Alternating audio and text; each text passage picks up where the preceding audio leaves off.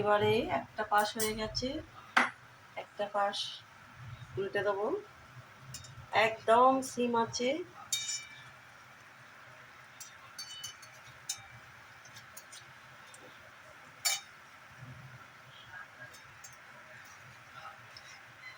লাল লাল হবে।